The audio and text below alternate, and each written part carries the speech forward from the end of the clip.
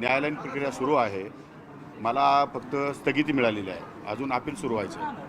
Appeal सुरू झाल्यानंतर निकाल लागल्यानंतर याच्यावर सविस्तर बोलेल. तोपर्यंत न्यायालयीन बाबी अति जास्त भाष्य करणं योग्य नाही. हस्तक्षेप याचिकाची दाखल करण्यात आली होती, तिची देखील सुनावणी आता सुरू होणार आहे. आपली कशी तयारी असणार आहे?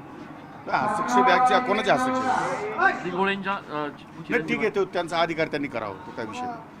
तो court will take the decision. मात्र या सगळ्यामुळे राजकीय विरोधक जे आहेत ते याचं राजकीय भांडवल करत आहे, त्यांना तुम्हाला घेरण्याचा प्रयत्न करत आहे. अशा पद्धतीनं खरं तर राजकारणात एकमेकावर सूर उगवणं प्रत्येकावर खरं तर ही वेळच असते.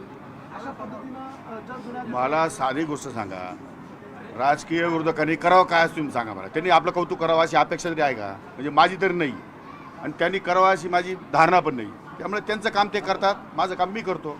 त्यांना वाटत असेल की जास्त विरोध केल्याने, बदनामी केल्याने आपल्याला फायदा होतो, समाजामध्ये आपलं लोकमत चांगलं होतं, आपली इमेज सुधारते, तर त्यांना करू देईल, त्यांना लकला. आमचं काम चालू आहे. सरकार लोकांसाठी राबतं आहे. सरकार लोकांमध्ये जेवढं काम करतं तेवढं करतं आहे. त्यामुळे आम्हाला त्याच्याविषयी काही चर्चा करण्याची, ऐकण्याची याची काही आवश्यकता वाटत नाही. मंदिरामध्ये गणवेशाच्या ड्रेस कोड, मंदिरातल्या ड्रेस कोडच्या बाबतचा निर्णय झालेला आहे. मंदिरामध्ये जात असताना काही विशिष्ट प्रकारचा ड्रेस कोड असावा अशा स्वरूपात मला माहिती घ्यावं लागतं. कुठल्या मंदिरामध्ये? नाही, मला माहित नाही. माहिती घेऊन वडेट्टीवार यांनी असं वर्षभरामध्ये 2700 पेक्षा जास्त शेतकऱ्यांच्या आत्महत्या झाल्यात राज्यामध्ये, संपूर्ण विभागामध्ये. त्या गोष्टीची मी अजून आकडेवारी घेतली नाही. कालच्या कुठेतरी एखादा विधानसभेत प्रश्न उत्तराच्या तासामध्ये ती गोष्ट निदर्शनास आलेली आहे.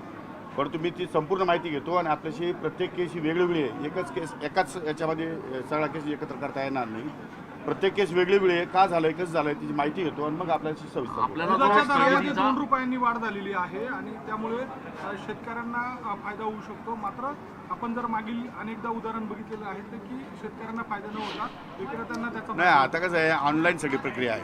त्यामुळे आता डायरेक्ट शेतकऱ्यांच्या अकाउंटवरती पैसे जातात डीबीटीने.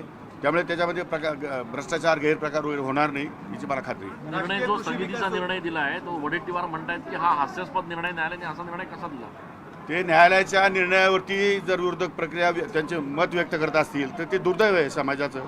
तुमच्या न्यायालयावर विश्वास नाही. मी कायद्याचा ॲडव्होकेट आहे, त्यामुळे मला माझा न्यायालयावरती संपूर्ण विश्वास आहे. त्यामुळे मला न्यायालयीन बाबीवरती भाष्य करणं योग्य वाटत नाही, कारण त्यांना तर तेवढा अधिकार ठेवला पाहिजे न्यायालयाला. त्यामुळे न्यायालयाने जे काय निरीक्षण नोंदवलेलं आहे, चुकीचं आहे की बरोबर आहे, त्याच्यावरती भाष्य करणं मला असं वाटतं योग्य नाही.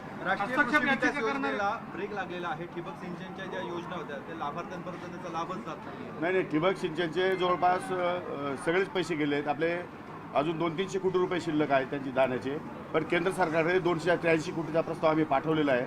एवढा महिना 15 दिवसामध्ये पैसे आले की सर्वांचे पैसे त्यांच्या अकाउंटवर जातील. हस्तक्षेप याचिका दाखल करणारे सतीश वाणी जे माजी न्यायाधीश आहेत त्यांनी असं म्हटलंय की नितीन जीवने जे कोर्ट आहे त्यांच्यावर नागपूरवरनं दबाव होता, RSSचा दबाव होता, अशा स्वरूपाचं त्यांचं म्हणणं नाही. असं काही मला वाटत नाही. कोणाचाही कोणावरही दबाव नाही आणि न्यायालयावरती दबाव टाकण्याचा प्रश्नच निर्माण होत नाही. हा हे मनगढंत कहाणी आहे सगळी. त्यामुळे त्याच्यावर काय फार माझा विश्वास नाही. संकल्प झालेला आहे. नदी जोड प्रकल्प कधीपासून सुरू होणार? नाही, आता त्याच्यावर प्रोसेस सुरू आहे. काय झालं की या सगळ्या प्रकरणामध्ये जिथे जिथे लँड ॲक्विशन आहे, समजा पालघर जिल्ह्यामध्ये काही धरणं आहेत, पालघर जिल्ह्यात काही फॉरेस्ट जमिनी आहेत, तर पालघर जिल्ह्यातल्या जमिनीचं तिथल्या जिल्हाधिकाऱ्याला आदेश दिलेले आहेत की लँड ॲक्विशनची प्रोसेस सुरू करा. लँड ॲक्वायर झाली आणि टेंडरमध्ये काही फॉरेस्ट आहेत, काही याच्या दुसऱ्या जमिनी आहेत, NGTचा प्रकल्प आहे, या सगळ्या लोकांचं NOC घ्यावं लागेल. त्यामुळे ती प्रोसेस आता पाटबंधारे खात्यात सुरू केलेली आहे.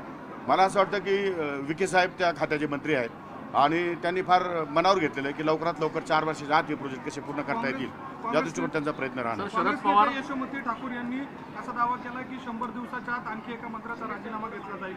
आपल्याला वाटतं मंत्रिमंडळामध्ये नाही, असं काय होणार नाही. असं काय होणार नाही आहे. सगळं एकदम व्यवस्थित होईल, चांगलं होईल आणि निश्चितपणे चांगलंच होईल. विरोधकांचा प्रश्न, त्यांच्याजवळ भांडवलच काही नाही राहिलं, ते करणार काय विचार? शरद पवार साहेबांनी आज असं म्हणलं की बीडची अवस्था आज जी आहे तशी यापूर्वी कधी नव्हती, चिंताजनक परिस्थिती आहे. मला सांगता नाही, मी बीडला गेलोय नाही आणि मला तिथली अवस्था पण मी ब्रीफ करण्याचा प्रयत्न केला. माझं खातं नाही, त्यामुळे माझा विषय नाही. थँक्यू.